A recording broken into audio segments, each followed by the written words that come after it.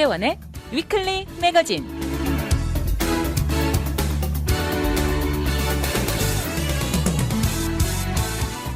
안녕하세요. 위클리 매거진의 문대원입니다. 중동 지역의 문제는 전 세계 모든 사람들을 우려하게 만드는 현실에 뉴스만 주시하게 하고 있습니다. 인종과 종교를 떠나 선량한 민간인의 희생은 어느 상황이고 용납이 어렵습니다. 이유야 무엇이고 어느 쪽이 옳고 그른 것을 떠나 인간적인 차원에 절대 있어서는 안 될 일이 세상에 벌어지고 있는 것입니다. 제가 아는 사람들 중에는 유태인 친구도 있지만 미국에서 태어난 팔레스타인 자손도 있습니다. 우려되는 현실의 양쪽의 상태는 어떤지 연락을 취해보니 모두 분노한 상태는 역력했습니다. 가자 지구에 친지가 산다는 팔레스타인 지인은 실제 상황은 미디어에 나온 것보다 몇 배 더 비극적이라고 말하는 것이었습니다. 평화를 기원한다는 우려의 메시지를 주고받았지만 영 마음이 좋지 않습니다.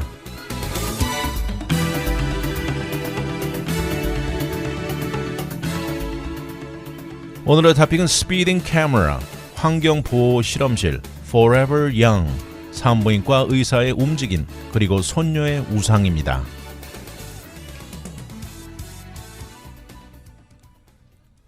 빠르면 아마 내년부터 이곳 LA, 롱비치, 글렌데일 시내에서 로컬길에서 운전을 과속으로 달리다 보면 스피딩 티켓이 어느 날 갑자기 우편 메일로 날아올 가능성이 높아집니다. 이것은 최근에 게빈 뉴섬 캘리포니아 주지사가 서명하면서 법이 됐는데요. 현재 캘리포니아주 6곳에서 파일럿 프로그램이 실행되고 있습니다.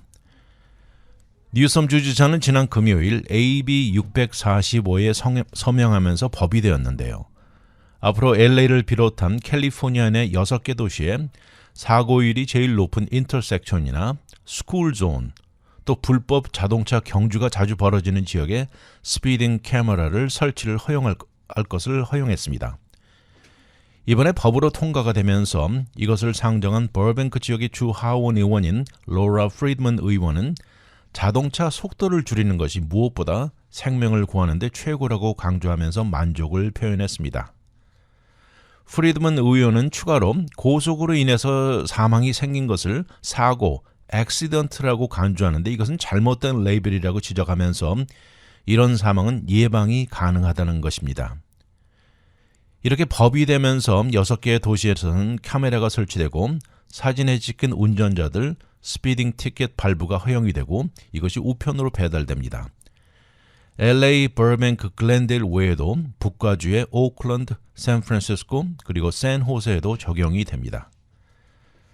그동안 나온 수치를 보면요. LA 카운티의 30대 이하의 사망률 이유 중 1위는 단연코 자동차 사고였습니다. 지난 2021년 자동차 사고로 사망한 숫자가 4,379명인데 이 중에 1,275명은 보행자나 자전거를 타고 가던 사람이었습니다. 이미 스피딩 카메라를 도입한 이후 뉴욕시에서는 과속 사례가 무려 73%나 감소했다는 것입니다. 이번 AB 645 상정에 적극적인 지지를 보인 도로상 안전추구 단체가 있습니다. 이름이 Streets are for Everyone이라는 단체인데 악덕으로 과속 운전이야말로 도로상의 최악의 공중보건 위협 존재라고 강조합니다. 우리는 트래픽에서 오는 놀라운 범죄를 막고 일반인들을 보호하는 차원의 AB 645는 제일 중요한 해답의 일부라고 강조했습니다. 카메라를 통해서 발부된 티켓의 벌금은 최소 $50부터 시작된다고 하는데 첫 번째 받는 티켓은 일종의 경고장 같은 것이죠. 이어지는 추가 티켓은 더 큰 부담을 가져올 것입니다. 거기다 캘리포니아 의회는 이것에 대한 어필 과정과 저인컴 사람인 경우 벌금을 줄여줄 수 있는 옵션도 준비하고 있는 단계라고 합니다. 실제 지난 2011년 이후부터 LA시 안에서만 스피딩이야말로 기록된 자동차 사고의 가장 큰 요소라고 강조되면서요. 작년 한 해만 봐도 자동차 사고로 사망한 숫자가 이 최고 기록인 312명을 기록했고요. 올해는 9월 말까지 225명이 사망했다고 나와 있습니다. 이번에 법이 된 배경에는 과속으로 인한 자동차 사고도 그렇지만 이로 인한 보행자 사망의 숫자가 엄청난 증가도 작용했습니다. 과속뿐만 아니라 무모한 운전 습관, 더 커진 자동차 사이즈, 그리고 신호등 컨트롤의 문제 등이 복합적으로 작용했다는 지적이 있죠. 지난 2013년 5월 13일 리즈 차베스 씨는 샌호세 학교 앞에서 과속으로 달려오던 렉서스 SUV에 5살짜리 딸이 치여 사망한 일이 있었습니다. 딸과 또 그의 동생 그리고 이모 3명이 함께 SUV에 치였는데 딸 아일린은 그 자리에서 사망하고 2명은 응급실로 이동되고 이모는 허파 파열에 수많은 갈비뼈가 부러지고요. 2명 모두 뇌진탕으로 정신을 잃었습니다. 시간이 어느 정도 지났지만 딸의 이름만 나오면 흐르는 눈물을 멈출 수 없다고 말합니다. 특히 주정부 차원의 보행자 보호와 안전도에 대한 노력은 지난 6년 동안 3차례나 진행됐지만 모두 실패라는 결론에 도달했습니다. 스피딩 카메라 도입에서는 캘리포니아가 늦은 편입니다. 이렇게 과속 문제의 카메라 사용은 이미 뉴욕이나 시카고를 비롯해서 21개 주를 걸쳐 205개 커뮤니티에서 지금 사용 중입니다. 이것에 대한 여러 개 연구 결과가 나와 있는데 카메라 위치 근방에서는 아무래도 운전자들이 감속하는 것이 명확하게 나타났다는 것입니다. 실제로 LA에서는 빨간 신호등이 켜졌을 때만 카메라 사용은 이미 사용되고 있습니다. 그렇지만 새로 들어설 카메라는 법을 어긴 자동차 번호판이 자동적으로 기록되고요. 티켓이 발부될 수 있게 주정부에 권한을 주는 것입니다. 샌프란시스코시 같은 경우에는 33군데 카메라 설치에 들어가고 정해진 제한 속도보다 11마일 이상 높아질 때 티켓이 발부되고 속도가 높아질수록 벌금도 따라 올라가게 됩니다. 실제로 샌프란시스코를 비롯해 수많은 주민들은 팬데믹 이후 많은 사람들이 운전이 너무 난폭해졌다고 불평과 우려를 표시해 온 것입니다. 이런 우려와 불만이 있음에도 이런 문제를 해결하는 데는 강력계는 현실적으로 고전해 오고 있는 현실이죠. 샌프란시스코 경찰이 지난 2015년 9월에 한 달 동안 948개 스피딩 티켓을 발부했습니다. 이것은 어떻게 보면 하루에 30개 꼴인데요. 그런데 올해 9월, 똑같이 9월을 비교해 봤을 때 티켓 숫자는 91개가 전부였습니다. 크게 비교되죠. 샌프란시스코 경찰은 이것에 대해서 경찰 숫자가 절대적으로 부족하다고 말을 했는데 그리고 티켓 발부에 연관된 모든 서류 절차가 한참 밀려 있다고 말하고 있습니다. 미국 내 50개 주 안에 캘리포니아 주야말로 모든 것의 최첨단 그리고 최초를 이끄는 주로 널리 알려진 곳인데요. 그리고 나서는 그 뒤에 많은 주들이 캘리포니아를 따르곤 합니다. 그런데 이번 스피딩 카메라에 있어서는 늦은 것이 의아하다고 말하는 사람도 있습니다. 캘리포니아 문화는 자동차 문화를 선보인 곳이나 마찬가지로 넓은 도로에 마음껏 달리는 프리웨이가 상징으로 여겨지는 주지요. 그렇지만 스피딩 카메라를 두고는 생각보다 많은 거부에 맞서온 것입니다. 이것을 반대하는 측의 목소리도 강합니다. 카메라는 개인 프라이버시 침해라는 이유와 또 이것으로 유색 인종과 저인컴 이웃들이 한층 더 비율에 얼맞지 않게 높은 숫자의 티켓을 받을 것을 우려하는 차원이었습니다. 이번에 뉴섬 주지사 서명으로 법이 된 스피딩 카메라, 앞으로 파일럿 프로그램을 통해서 곳곳에 들어설 전망입니다. 자동차 사고로 사망하는 사람들, 특히 보행자 사망을 줄이겠다는 생각이 조금이라도 있는 운전자라면 단연코 속도를 줄이라고 주정부는 강조하고 있습니다.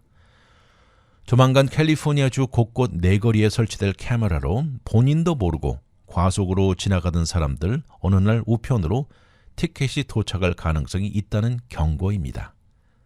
캘리포니아주 태평양 해안가에 럼폭이라는 곳이 있습니다. LOMPOC.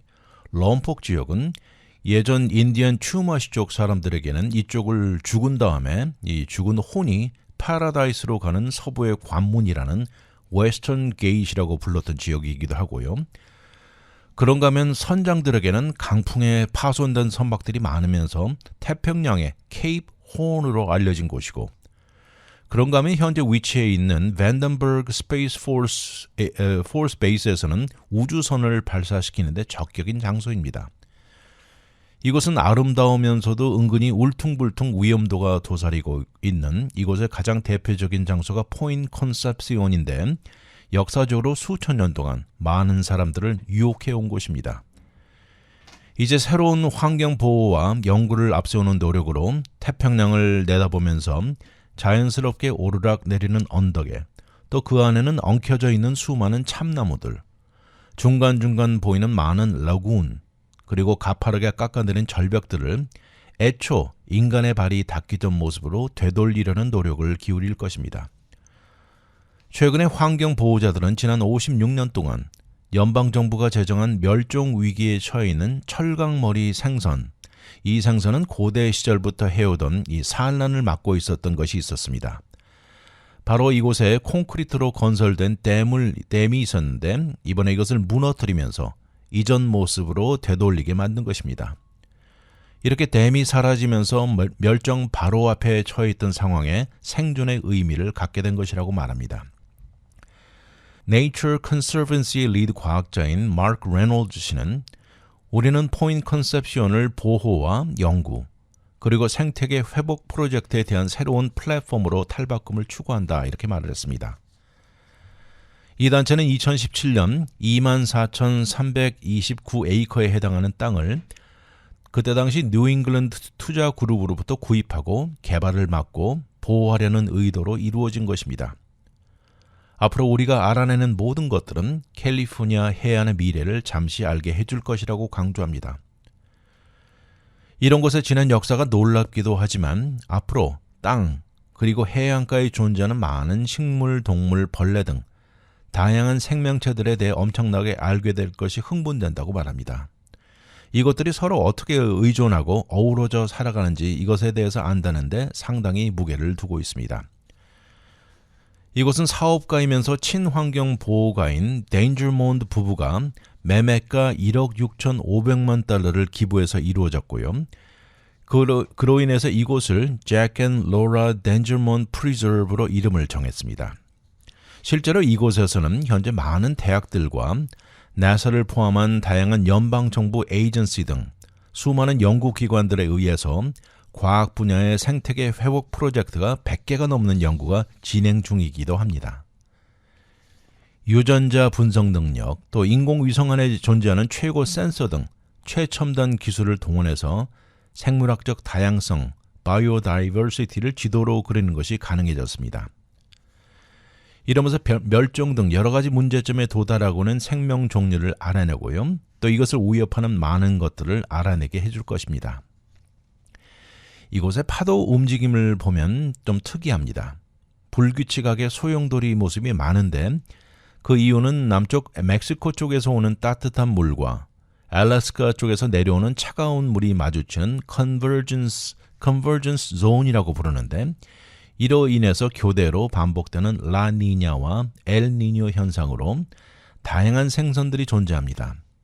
그래서 어떤 경우에는 해변 근방이 아니고 깊은 대양에서만 볼 수 있는 바다 생명체들이 이곳에 나타나기도 한다는 것입니다. 그리고 과학자들에게 역사적으로 캘리포니아 해안가 지형의 진화를 알려주는 소중한 장소이기도 합니다. 이런 예로 연구 분석에 의하면 캘리포니아 해변가에 생존하는 카요리들은 섭취하는 음식, 이 먹이 다이어트 중에 20%는 오히려 물개와 씨 라이언이라는 것이 밝혀졌습니다. 이것은 100년 전에 주위에 그리즐리 베어가 사라지면서 나타난 특이한 패턴이라는 것을 지적하고 있습니다. 이렇게 포인트 컨셉시온 주위에 먹이를 찾아다니는 특이한 경쟁의 패턴과 적응의 변화를 이해하는데 아마도 앞으로 몇십 년은 걸릴 것으로 추정하고 있습니다. 이번 프리저브 안에는 8마일 길이의 아무도 없는 해변가, 또 다 합쳐서 78마일 길이의 개울, 5,000에이커의 목초지 면적, 200개가 넘는 동물 종에 600개 넘는 식물, 6,000에이커의 유림, 그리고 300에이커의 습지가 있습니다. 다양한 새들이 떼를 지어 날아다니고요. 특히 골든 이글, 흑곰, 마운틴 라이언, 올빼미, 멸종 위기에 처해 있는 빨강색 발 개구리, 웨스턴 펀드 터틀 등 다양하게 존재합니다. 이곳은 물론 일반인들은 출입이 금지입니다. 그리고 주위에 소 같은 가축들의 출입도 금지되는데 그 대신 야생 동물들은 자유롭게 움직여 다니고 생명을 유지할 수 있는 곳입니다. 그렇지만 야생 동물과 가축들의 밸런스를 맞추기 위해서 일부 언덕들이 선택돼 가지고 방목이 허용됩니다. 이렇게 함으로써 풀 레벨을 낮게 유지하게 도움을 주는데 이렇게 낮은 풀 레벨은 다양한 조류들이 두더지나 다른 먹이를 찾기 쉽게 해주는 역할도 합니다. 물론 이 프리저브에 처해 있는 아무 문제가 없는 것은 아닙니다. 현재 당면에 있는 문제 중 가장 어려운 것 중 하나가 한때 엄청나게 많았던 흰색과 검정색 전복, 에발론이라고 하는데 이것들의 회복 숫자가 너무 느리다는 것입니다. 앞에 말한 대로 무너뜨린 댐에 가장 큰 영향을 입어왔던 연방정부 멸종위기로 보호받아오던 서든 캘리포니아 스틸헤드 송어종인데요. 지구상의 생존 숫자가 500마리 미만이라고 나와 있습니다. 이것은 모두 샌루이스 오비스포에서부터 멕시코 국경 해안가에 퍼져 있다고 알려져 있는데요. 한때 캘리포니아 강가에 엄청나게 존재해왔던 스틸헤드는 개울이 댐과 저수지, 콘크리트 배수 카날들이 들어서면서 모두 사라진 것입니다. 이 생선은 참 특이한데요. 태어났을 때는 레인보우 트라우스로 시작해서 알 수 없는 이유로 이 중에 일부는 바다로 이동하면서 외모도 변합니다. 변하면서 스틸헤드가 되고 이들은 미래의 산란 장소로 돌아오게 된다고 하는군요. 연구팀은 앞으로 3년 동안 잠수 도구를 착용하고 물 아래에서 댐의 붕괴 이후 생태계 변화를 조사할 예정입니다. 이런 분야에 관심 없으신 분들도 계실 테지만 환경보호와 연구 차원의 캘리포니아 포인트 컨셉시온 지역의 이 지역의 보호와 이전 모습으로 돌리려는 사람들의 노력이 피부로 느껴지기도 합니다. 우리는 주위에서 한 번씩 나이는 숫자에 불과하다는 말을 듣곤 하는데 이 말이 진짜일까요? 여기 몇 사람의 예가 나와 있습니다.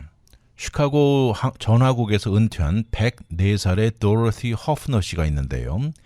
이분은 지난주에 수면 중에 세상을 떠났습니다. 그런데 바로 일주일 전에 스카이다이빙 신기록을 세운 여성이었습니다. 104살 나이에 3만 피트가 넘는 상공에서 스카이다이빙을 이루어낸 것입니다.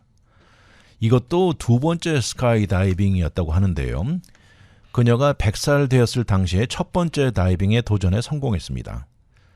그런데 이번에는 본인이 앞장서는 다이빙에 성공했는데 이렇게 지상에 착륙했을 때 그곳의 수많은 관중들 그녀를 반겼고 그 자리에서 그녀는 진짜로 나이는 숫자에 불과하다고 Age is just number라고 외쳤습니다. 신기록이었는데요. 이전 기록은 2022년에 이루어진 그때 당시 103살의 스웨덴 여성 리네아 잉게갈 라슨이었습니다. 호프너 씨를 동반한 스카이다이빙 인스트럭터는 그녀는 신기록에 아무 관심도 없었고 어떤 관심의 대상도 원치 않았다고 했습니다. 단지 그녀는 스카이다이빙을 하고 싶어한 것이라고 말합니다. 이번에 그녀의 사망 소식에 스카이다이브 시카고와 US Parachute Association은 공동으로 그녀의 명복을 바란다고 성명을 발표했고요. 그녀는 절대 늦은 것은 없다는 Never Too Late의 정의를 쓴 사람이었다 이렇게 말을 했습니다.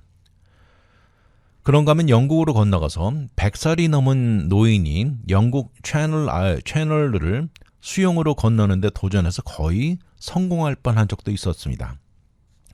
또 영국의 대표적인 배우 89살의 마이클 케인 은퇴를 박차고 나와 가장 최근의 영화 The Great Escaper를 출연했죠. 그런데 이번 영화 후에는 정식으로 은퇴를 한다고 또다시 선언했습니다. 영화 출연 당시 이때 당시 시계를 손목에 2개를 차고 있었다고 하는데 원래부터 차던 오래된 아날로그 시계고 또 하나는 애플 시계였는데 이것은 그의 맥박을 알게 해주는 목적이었습니다. 현재 첼시 하버에 거주하고 있는데 그가 소유하고 있는 런던의 펜트하우스 안에는 360도 전망이 있고요. 2개 오스카상이 전시돼 있고 손자, 손녀의 5,000개가 넘는 사진이 돌아가면서 붙어 있다고 합니다. 마이클 케인은 옛날을 회상하면서 70년 전에는 많은 것이 달랐다고 말합니다. 전화기만 해도 좋은 예라고 하면서 이제 셀폰은 그 어느 누구도 상상도 하지 못했던 것이라고 강조하고요. 이 안에는 모든 정보가 들어있고 어느 누구와도 대화가 가능하고 이제 나는 거의 90살이 되었다고 하면서 미래는 걱정하지 않는다. 오늘 점심 먹을 때까지 살아있을지가 더 걱정스럽다고 농담했습니다. 그런가 하면 한때 우리에게 해피데이즈의 펀지로 잘 알려졌던 헨리 윙클러 기억나십니까? 헨리 윙클러의 인생도 참 흥미로운데요. 이제 77살의 나이에 새로운 마음가짐으로 본인의 새로운 면을 찾았다는 것입니다. 해피데이즈에서 최고 인기를 누린 후 몇십 년간 의미 있는 역할은 맡지 못했습니다. 1974년 당시 28살이었던 윙클러는 해피데이즈에 캐스트되었고 이 내용은 미 중서부 미드웨스턴 지역의 티네이저 역이었죠. 하이스쿨 드롭아웃 아처 판저레일리를 줄여서 판즈라고 불렀는데요. 이 판즈가 가장 인기 있는 시컴의 상징이었고 그때 당시 시컴의 주연도 아니었지만 사람들에게는 가장 인기를 끌었습니다. 오죽하면 많은 사람들이 Fonzie's Happy Days로 이름을 바꾸라고 할 정도였습니다. 팬으로부터 날라온 편지만 5만 장이 넘었고 이거 모두 읽었다고 말합니다. 이제 77살이 되어 그의 LA 집에서 가진 인터뷰에 10년간 펀지 역을 마치고 영화 그리스의 역을 의뢰받았지만 거절했다고 합니다. 그러나 그 이후부터 고전의 연속이었죠. 결국 옵션이 없어지면서 프로듀싱과 감독의 몸을 던졌습니다. 그렇게 시간은 흘러갔지만 사람들은 여전히 펀지에 대해 궁금해했다는 것입니다. 과연 이렇게 펀지라는 이름이 더 이상 듣기도 싫지 않느냐는 질문에 아니라면서 펀지로 인해 오늘날 이렇게 살 수 있게 해준 것이라고 웃습니다. 그의 어린 시절도 흥미롭습니다. 독일 유태인 부모로부터 태어나 1939년에 아버지 해리는 목재상 비즈니스를 소유하고 있습니다. 이때 베를린에 살 시절이었는데요. 나치를 피해 미국으로 가자고 아버지가 강조했고 많은 친척들이 독일에 남기를 원했지만 결국 미국행을 선택했습니다. 헨리 윙클러가 어린 시절을 기억하는데 맨하튼 아파트에 하루 종일 있으면서 공부하라는 지시만 내려졌다는 것입니다. 아버지는 결국 헨리가 본인의 목재상을 이어받기를 원했던 것이죠. 그러나 헨리는 배우 역을 하고 싶어 했고 결국 에머슨 칼리지에서 연극을 전공하고 예일 드라마 대학에서 공부했습니다. 학교 졸업 후 뉴욕 극장을 돌면서 일해왔는데 그렇지만 그의 에이전트는 뉴욕에서 알려지고 싶다면 뉴욕에 남아라. 그러나 전 세계에 알려지려면 캘리포니아로 가라는 충고를 받은 것입니다. 한순간 망설임 없이 곧장 LA로 이주했고요. 그리고 운 좋게 TV쇼에서 펀지 역을 맡게 된 것입니다. 그러나 당시도 헨리는 맡은 역과 달리 늘 자신감이 없었다고 합니다. 해피데이즈가 1984년 끝나면서 이어서 무엇을 해야 할지 막막했던 것입니다. 1976년 당시 옷가게에서 만난 부인과 결혼했고 3명의 자녀를 두고 있습니다. 더 이상 역할이 없어지고 정신적으로 상당히 어려운 시기를 보냈습니다. 그렇게 1990년대 영화와 쇼를 만들어내는데 몸담았지만 그에게는 늘 본인이 잘하는 것은 연기라는 것을 잘 알았습니다. 어떨 때는 하루 종일 전화 울리기만 기다리던 시절이 많았다고 하는데요. 에이전트에게 전화를 걸어서 아무것도 없느냐 묻는 게 일이었고 슬픔과 두려움이 교차하기 시작했습니다. 그러다 지난 7년 전 완전히 그의 인생을 바꿔놓은 테라피를 거치면서 어린 시절부터 없었던 자신감을 갖게 되었습니다. 그리고 그의 자서전을 쓰면서 자신감은 더 강해졌다는 것입니다. 결코 배움에는 끝이 없다고 강조하면서 내가 어린 시절 알았던 헨리는 제대로 몰랐던 나 자신이었다. 이제는 내가 과연 누구인지 확실히 알게 되었다고. 그렇게 말하면서 자신감만 생기면 나이가 몇 살이냐 상관없고 무엇이든 다 해낼 수 있다는 것입니다.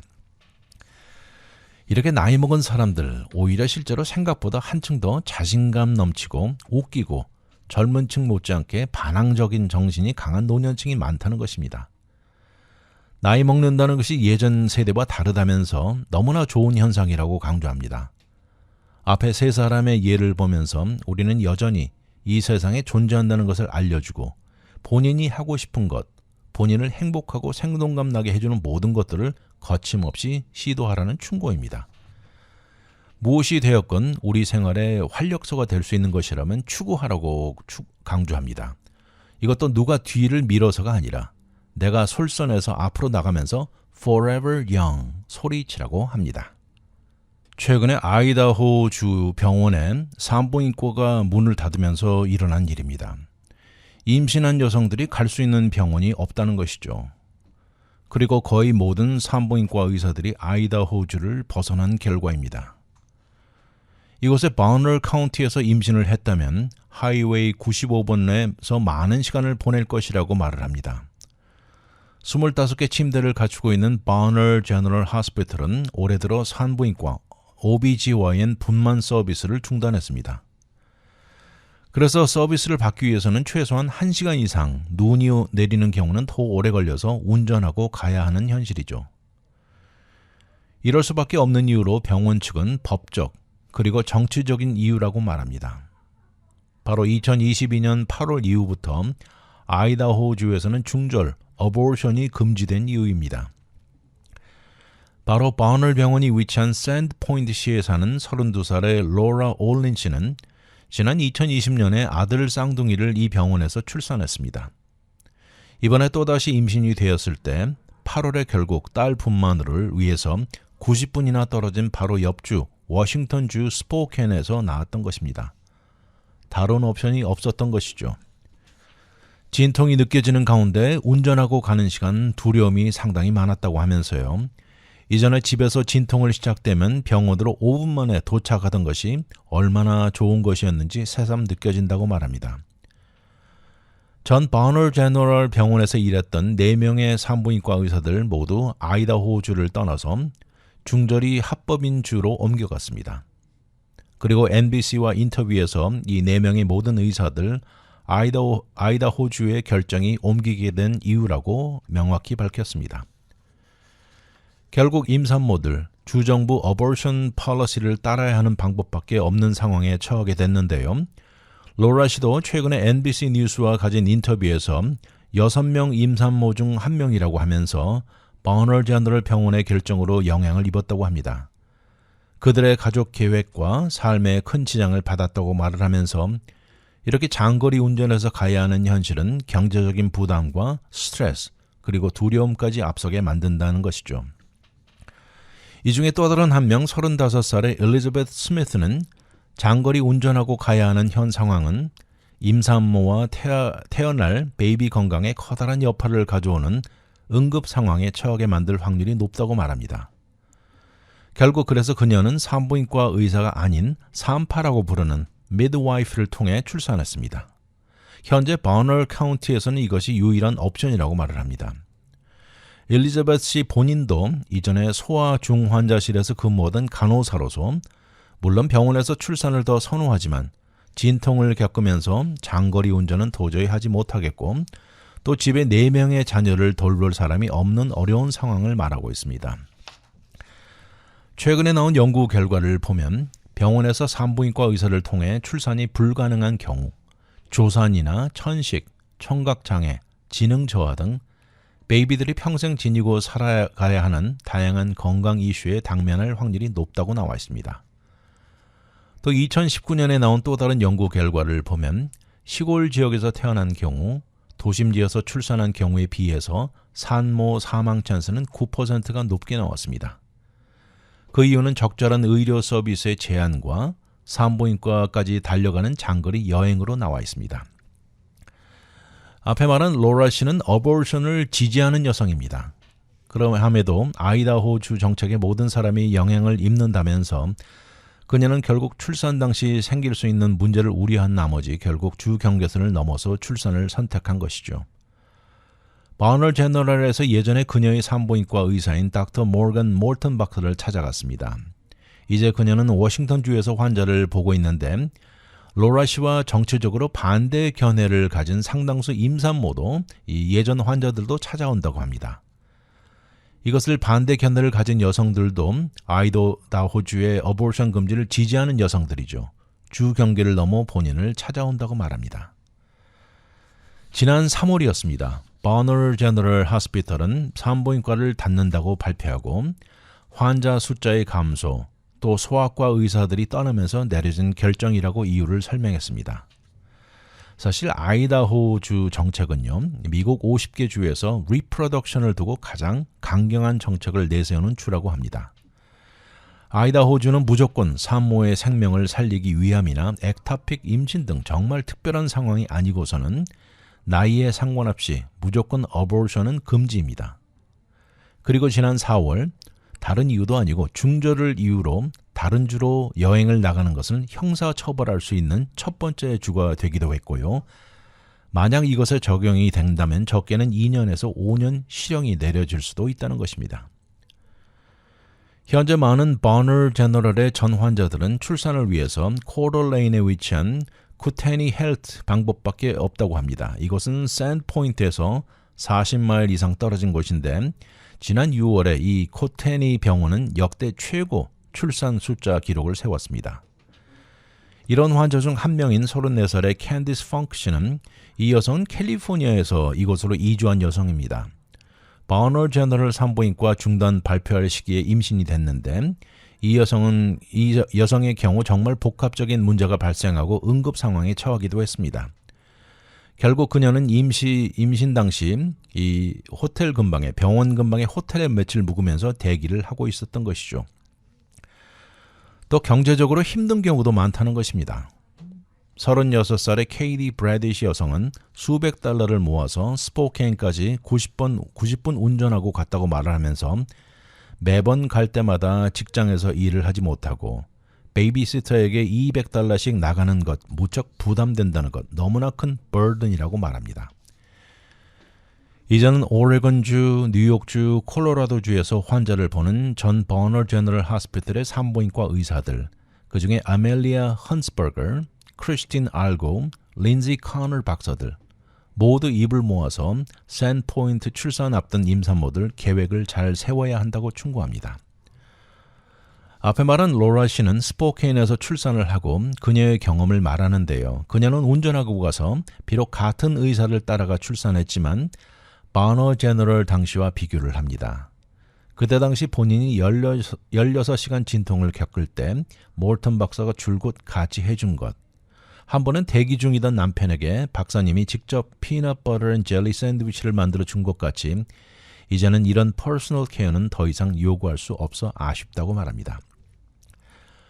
버너 제너럴 병원 측은 환자들에게 너무 미안하다고 말하면서요. 또한 이것을 떠나기로 결정한 어려운 결정을 내린 의사들의 힘든 결정을 지지한다는 내용을 내놓기도 했습니다. 주정부 정책으로 산부인과 의사들이 줄줄이 아이다호주를 떠나면서 임산모들의 큰 어려움을 겪고 있습니다. 비행기 승무원 신티아 핵 씨가 있습니다. 신티아 씨는 이륙 직전에 안전 세이프티 데몬스트레이션을 막 마치고요. 통로를 가면서 승객을 차례로 돌보고 있습니다. 눈이 마주치면 따뜻한 웃음을 주고받고 또 다른 승무원 해나는 뒤에서 이것을 보고 있다가 스피커를 통해 말합니다. 여러분 지금 통로를 걷고 있는 승무원은 바로 제 할머니입니다. 이렇게 말을 했습니다. 그러자 승객들이 일제히 박수를 치면서 환호를 보냈죠. 어떻게 손녀와 할머니가 같은 비행기 승무원인가 하면서 많은 사람들이 흥미로워했습니다. 사실 한국 비행기 승무원들은 마치 나이 제한이 있듯이 젊은 여성들이 대부분이지만 미국 비행기를 타면 승무원 중 나이 상당히 든 사람들도 자주 눈에 띄죠. 할머니 신티아 씨는 올해 72살입니다. 현재 사우스웨스트 에어라인즈에 근무만 거의 20년이 되어 가는데요. 그런가 하면 올해 24살인 손녀 해나는 할머니를 뒤따르겠다고 마음을 먹고 별로 마음에 들지 않은 대학을 중퇴하고 비행기 승무원 길을 선택한 것입니다. 할머니는 그때 당시를 기억합니다. 19살이던 해나는 하루는 전화를 걸어와 대학을 그만두고 비행기 타는 것 관심 있다고 말한 것입니다. 할머니와 손녀는 유난히 가까운 사이였는데 할머니는 손녀의 그런 결정에 당연히 손녀를 격려해 준 것입니다. 그리고 곧장 해나는 US 항공사의 리저널 메이사에서 일하기 시작했고요. 그렇게 몇 년 지나고 사우스웨스트에 지원한 것입니다. 마침내 사우스웨스트로부터 억셉턴스 통보를 받았을 때 너무 기뻤고요. 할머니 역시 기쁜 건 마찬가지였습니다. 2022년 해나가 사우스웨스트 승무원 졸업식에 참석해서 손녀 가슴에 사우스웨스트 날개를 붙여준 것입니다. 그리고 항공사와 비밀리에 대화를 갖고 해나가 타는 첫 번째 비행기에 본인도 타게 사전에 준비했습니다. 그렇게 해나를 놀라게 해준 할머니는 같은 비행기 안에 같이 일한다는 것 정말 기적 같다고 말했습니다. 할머니 신티아 씨가 비행기를 탄 지는 남편과 미 중서부에서 라스베가스로 이주하면서 2000년대 초부터였습니다. 하루는 신문을 보다가 사우스웨스트 구인 광고를 보고 시작된 것인데요.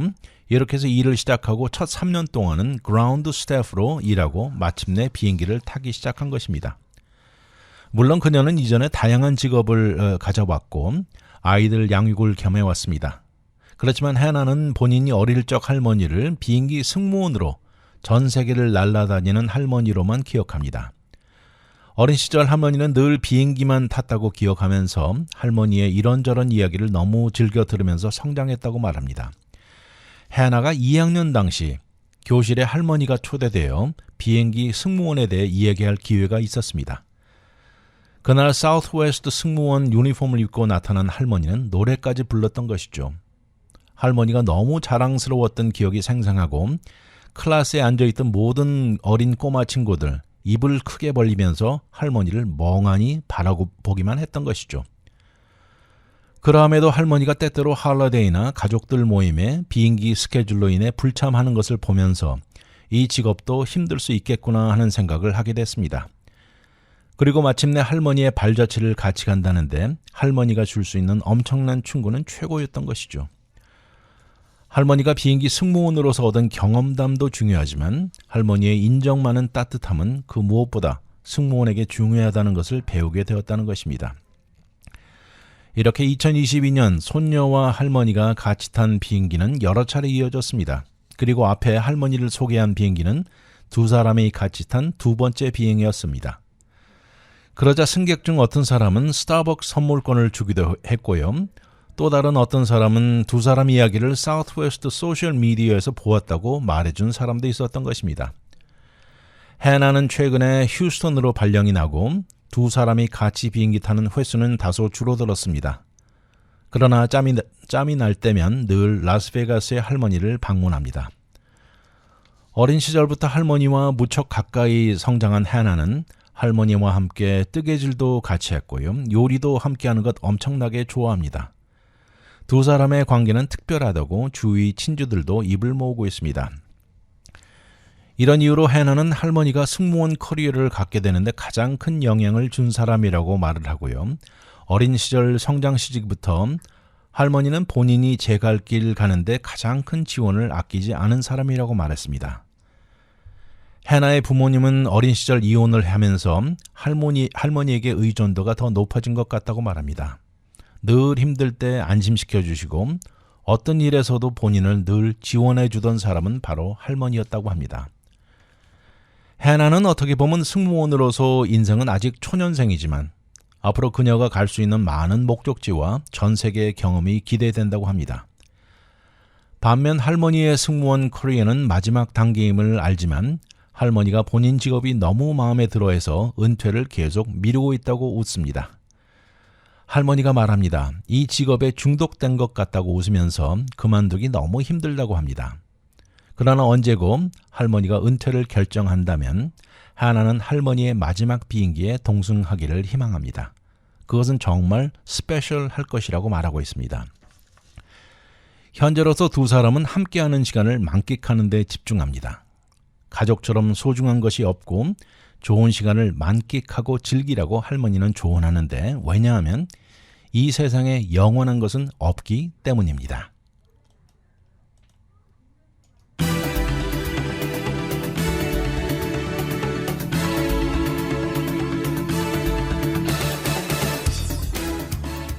손녀의 어린 2학년 시절 교실에 사우스웨스트 유니폼을 입고 나타난 할머니의 멋있는 모습이 상상갑니다.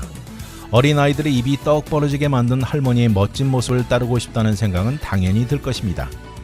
결국 승무원이 되어 할머니와 같은 비행기에 탑승해 일하는 모습도 참 정겹게 느껴집니다. 주위에 유난히 할머니와 가까운 사람들이 간간히 있습니다. 이런 경우는 어린 시절 할머니 손에 큰 경우가 많이 그렇다는 생각도 듭니다. 성장하면서 우리가 흔히 갖게 되는 롤 모델, 이것은 유명한 사람이 될 수도 있겠지만 식구들 중에서도 충분히 있을 수 있다는 것을 보여줍니다. 이런 차원에서 보면 아이들 성장에 부모의 영향과 전해지는 모습이 너무나 중요하다는 생각도 듭니다. 할머니와 손녀가 같은 비행기에서 통로를 따라 움직이는 모습이 그려집니다. 위클리 매거진은 인터넷을 통해 다시 들을 수 있습니다. radiokorea.com에 들어와 다시 듣기를 누르시고 편안한 시간에 들으십시오. 또한 위클리 매거진은 유튜브에 들어와 RKTV 1540을 통해서도 들을 수 있습니다. 지금까지 위클리 매거진 진행의 문대원이었습니다. 감사합니다.